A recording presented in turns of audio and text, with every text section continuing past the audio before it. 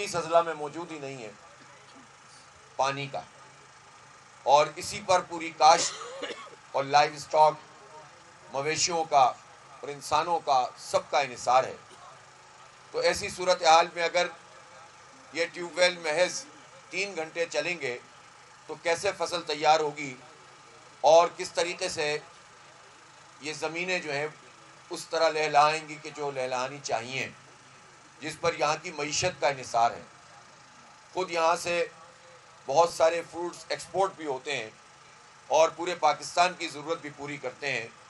ایک پورا سائیکل ہوتا ہے معیشت کا جو یہاں کے پھلوں کی صورت میں اور سبزیوں کی صورت میں وہ مکمل ہوتا ہے، تو بے شمار لوگ اس سے اپنا روزگار حاصل کرتے ہیں۔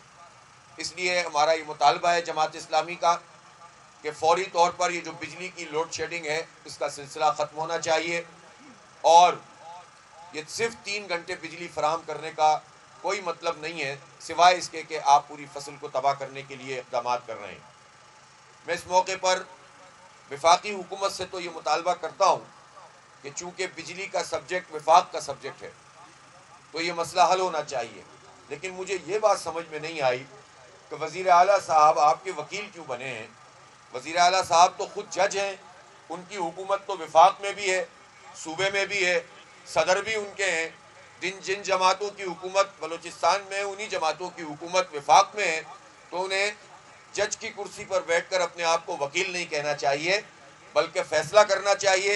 اور بجلی فراہم کرنی چاہیے اور ٹیوب ویل چلانے چاہیے۔ اسی طرح سے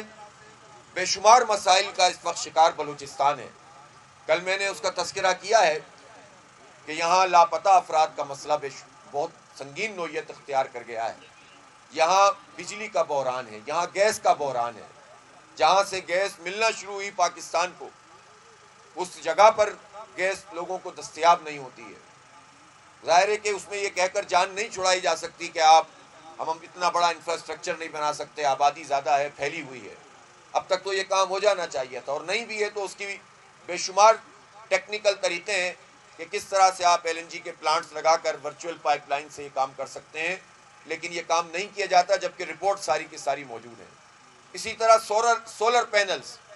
اور میں یہ بات بھی کہنا چاہتا ہوں کہ یہاں پر وہ سارے لوگ جو اس وقت بلوچستان کو کنٹرول کر رہے ہیں، وہ بلوچستان میں کوئی بھی اگر کام کیا جاتا ہے تو اپنا حصہ وصول کرنا شروع کر دیتے ہیں، اور اگر ٹیوب ویلز کے لیے بھی سولر پینل کا کوئی انتظام کرنا ہے تو اس میں بھی اگر حصہ وصول کریں اور لوگوں کے بھتے وصول کریں تو کسی صورت میں بھی یہ قابل قبول نہیں ہے۔ ایسے سارے اداروں کو اور ایسے سارے لوگوں کو فوج کے ناخن لینے چاہیے اور مزید لوگوں کو دبانے سے بعد آنا چاہیے۔ یہ حکومت کا کام ہے کہ وہ ان ٹیوب ویلز کے لیے سولر پینلز کا انتظام کریں، اس پہ سبسڈی جاری کریں اور اس کے نتیجے میں یہ خود کفیل بنے، لیکن جب تک یہ عمل مکمل نہیں ہوتا بجلی کی سپلائی کو ٹیوب ویلز کے لیے بڑھایا جائے اور زمینوں کے اعتبار سے اس کا ایک ٹیرف بھی بنایا جائے سبسڈی کا۔ یہ ٹھیک ہے کہ بہت بڑے بڑے زمیندار اور بہت بڑے بڑے جاگیردار اور ایک چھوٹا کسان اور درمیانے درجے کا زمیندار وہ برابر نہیں ہو سکتے، اور ہوتا یہ ہے کہ جو رعایت چھوٹے کسان کو دی جاتی ہے، چھوٹے کاشتکار کو دی جاتی ہے، اس کا فائدہ بڑے جاگیردار اور سردار اٹھا لیتے ہیں۔ لیکن یہ بات بھی اپنی جگہ بہت اہمیت رکھتی ہے کہ جو چھوٹے کاشتکار ہیں ان کو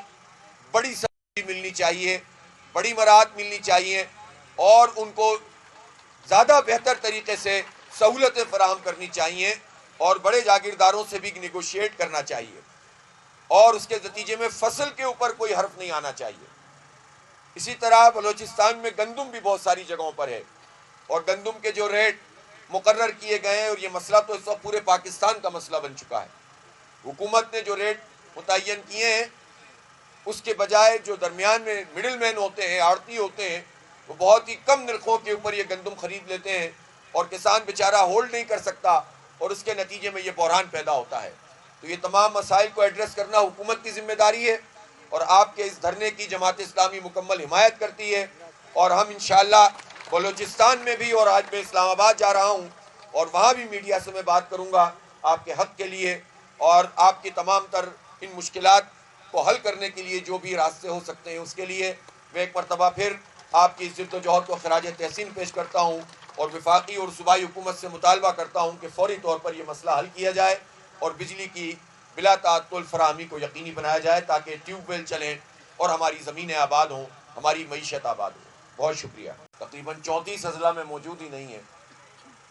پانی کا۔